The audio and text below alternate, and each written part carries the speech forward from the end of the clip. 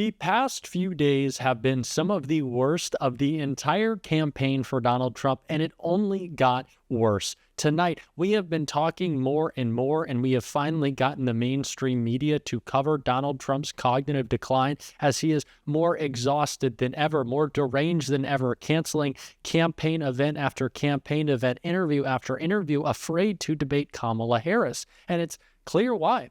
Whenever he opens his mouth, it instantly backfires. It's why he's dropping in the polls. It's why his campaign is panicking. And it's why his rallies are so empty like they were tonight. And it's not just that Donald Trump's crowd was tiny tonight, because that was enough to set him off, and boy, did it. But there were some issues with the speech tonight that led him to just abruptly stop it. And we are going to get into all of that because it was a disaster that is so great for us to watch. But before we do, if I could quickly ask you to leave a like on this video, and if you want to join the movement that we're building on this channel, to hit that subscribe button. It goes a long way, and it really means a lot to me. Now, before we get into Donald Trump, I think we should hear some of President Obama's speech tonight in Arizona, because he did a great job calling out Donald Trump's cognitive decline. That's important to hear before we get to Trump's rally.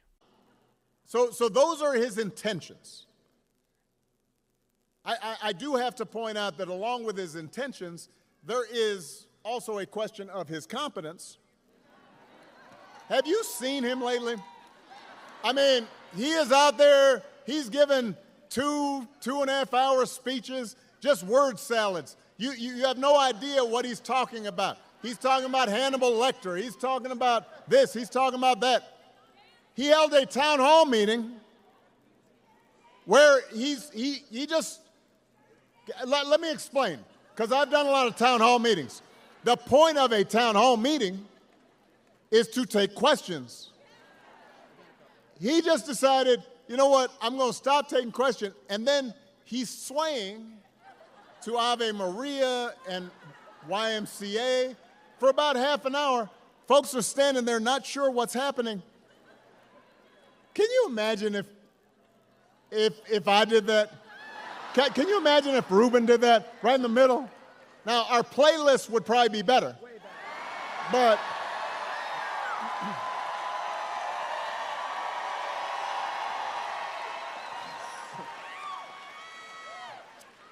he called himself the father of IVF. I do not know what that means. You do not either. He said January 6th was a day of love. Do not boo, vote. It made January 6th sound like it was Woodstock. You would be worried if your grandpa was acting like this. No, I'm not joking. You would, right? You'd call up your cousins and you say, have you noticed?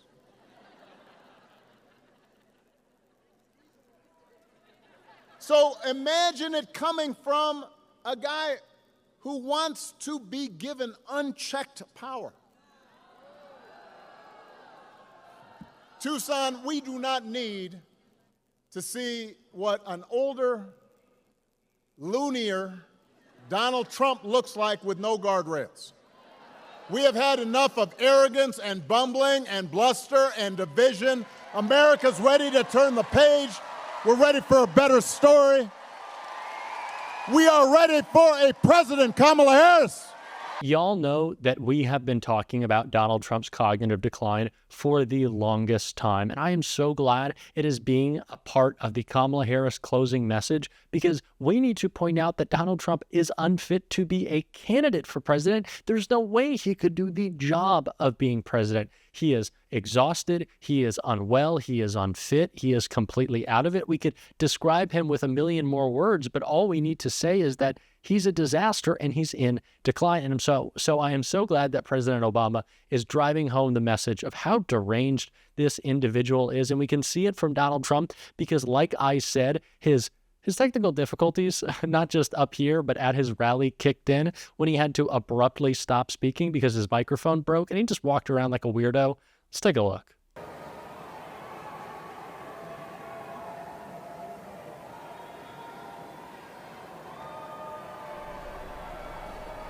All right, as you guys can see there, some mic issues going on. So clearly nothing can go right for Donald Trump, and that just makes me smile, as you can see, because at this tiny rally, and we are going to get into just how small it was in just a second, Donald Trump's mic instantly broke. A bit of karma. I think that's the universe telling Donald that, hey, we're going to go ahead and quiet you right now, but in a couple of days, in a couple of weeks, we're also going to quiet you forever on November 5th. By making sure you never get near the Oval Office again. And that set Donald Trump off. But what really angered him was how tiny his crowd was. It was first reported right here by CNN.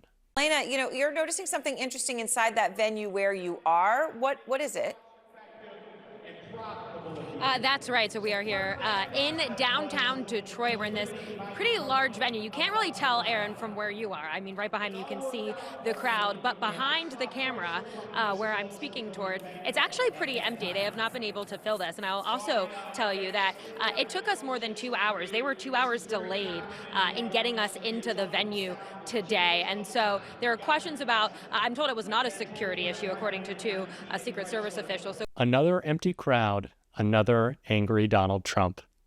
Just doesn't that make you so happy? His crowd is exhausted, almost as tired as he is. They're not necessarily falling asleep during his rallies. Well, actually, they are falling asleep during his rallies, like we saw from Donald Trump today at a town hall in Michigan when he decided he would take a little bit of a snooze. But it's the reason why these rallies get smaller, why the venues are no longer in big arenas, why they're in smaller theaters, because people don't want to show up. They've heard the same old tired shtick again and again. They are absolutely done with his anger and his grievances and his complaints.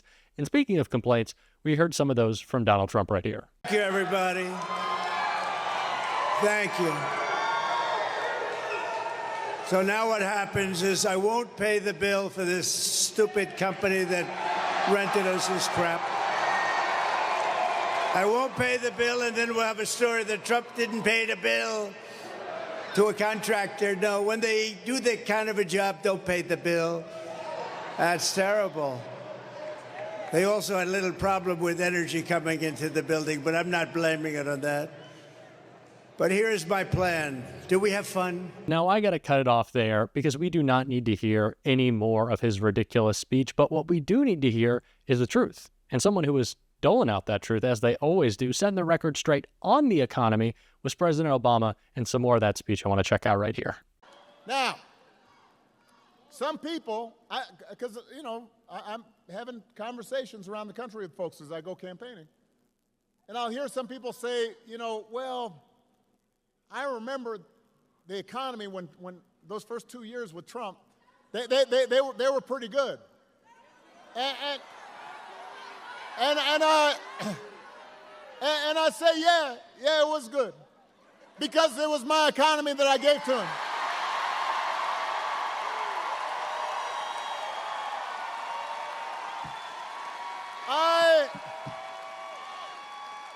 I had spent the previous 8 years cleaning up the mess that Republicans had left me.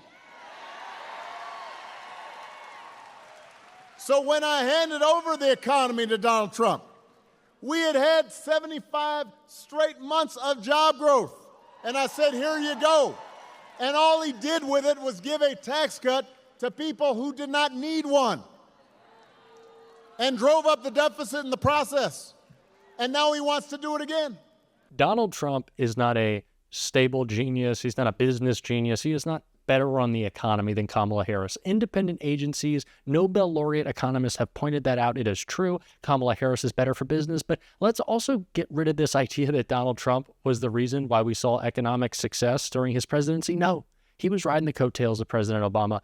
I'm glad President Obama called that out, and I'm glad that Kamala Harris is calling out Donald Trump's anti-labor stance on so many positions, as she did right here. Fact is, Donald Trump's comments are the talk of someone who has had everything handed to him. I know it's right. It is. I know. It is. This man, who never had to work a job that came with calloused hands or an hourly wage, right? Someone who got handed $400 million on a silver platter and did what with it? Filed bankruptcy 6 times. Come on. Come on. He will never understand the life and the work of a United Auto Worker. He will never understand that.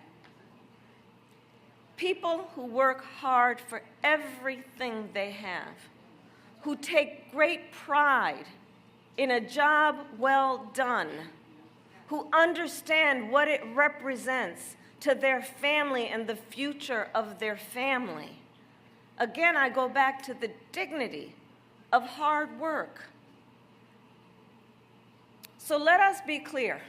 Donald Trump's insults to American workers is not exclusive to that video, okay? He's never done a hard day's work in his life. He doesn't care about anyone else who does a hard day's work. All he wants is credit and a lack of accountability. So how about we stop giving him credit, make him take some accountability, and vote for Kamala Harris on November 5th. Just shut him up. His mic did it for him. We can do it as well. And we're going to keep talking about that every single day on the show. And if you want to support that, as always, you can hit that subscribe button. You can leave a like on this video. And if you're stuck around to the end, you can drop a blue heart in the comments. And until next time, I'll see you soon.